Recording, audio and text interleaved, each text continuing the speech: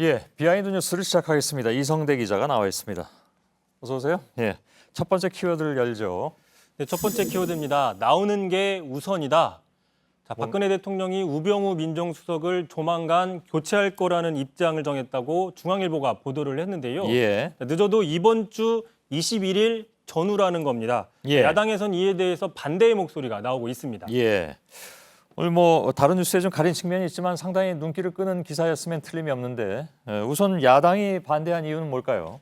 그러니까 국회에 출석하기 전에 교체하는 거를 반대한다는 겁니다. 지금 청와대를 상대로 한 국회 운영위원회 국감이 이번 주 금요일 21일 날 열리는데 지금 우병우 수석의 출석 여부가 최대 쟁점인 상황입니다. 예. 만약에 그 전에 교차가 되면은 전직 신분이 되기 때문에 국감 출석 대상 자체가 안 되기 때문입니다. 예. 앞서서 청와대는요, 이석수 특별감찰관에 대해서 국감에 출석하기 직전에 사표를 수리해서 국감 증언을 막은 게 아니냐는 의혹을 스스로 키우기도 했습니다. 예, 예. 아무튼 운영위에는 반드시 출석한 뒤에 교체도 해라. 이것이 이제 야당 쪽의 입장인 것 같습니다.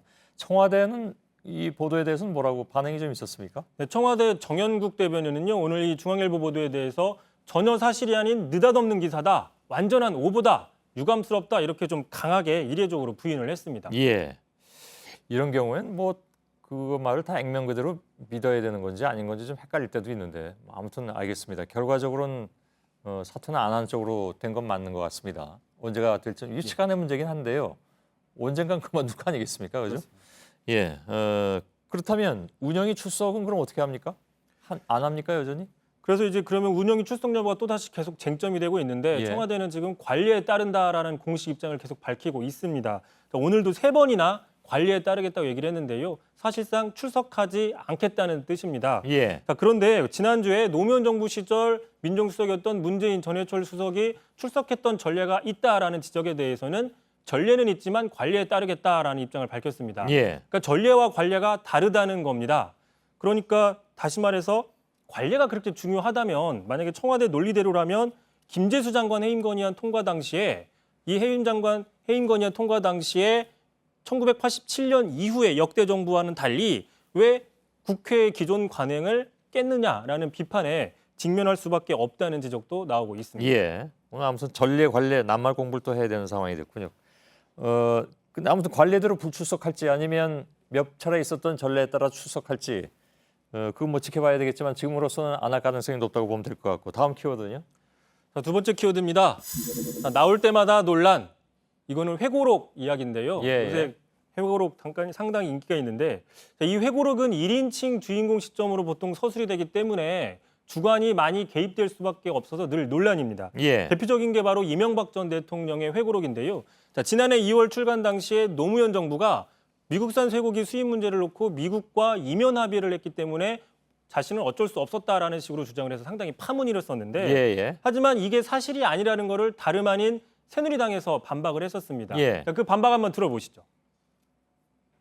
미국산 쇠고기 수입 재개와 관련해서 우리 국민들께서 모르는 숨어있는 이면 합의는 그때 당시에도 없었고 지금도 없습니다. 예.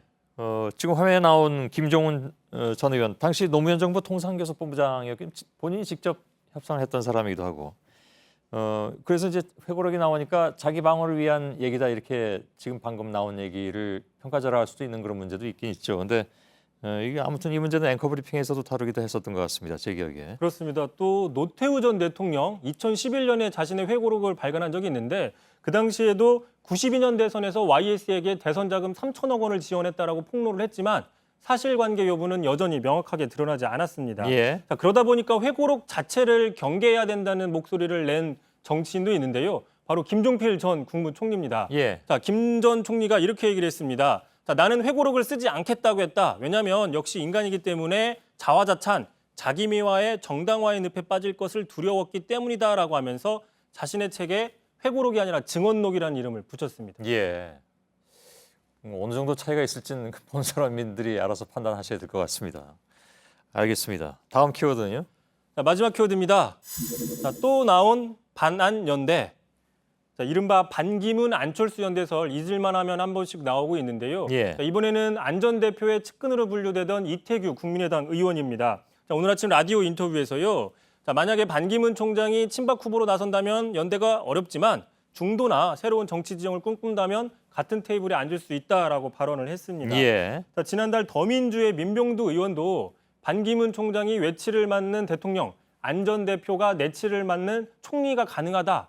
이런 거는 친박계에서도 계속 주장했던 시나리오였는데 이런 예. 주장들이 계속 나오고 있었습니다. 다른 당에서들 그렇게 관심을 갖고 얘기하는군요. 계속 예. 이런 반안 연대설이 계속 나오자 당사자인 안철수 전 대표가요. 자, 지난번에는 자, 다들 불안하신가 봐요. 국민의당 자체의 집권이 목표다라고 이야기를 했었습니다. 예. 선을 명확하게 그었는데 자, 오늘은요. 자, 이렇게 얘기를 했습니다. 지금은 시나리오를 말할 단계가 아니다.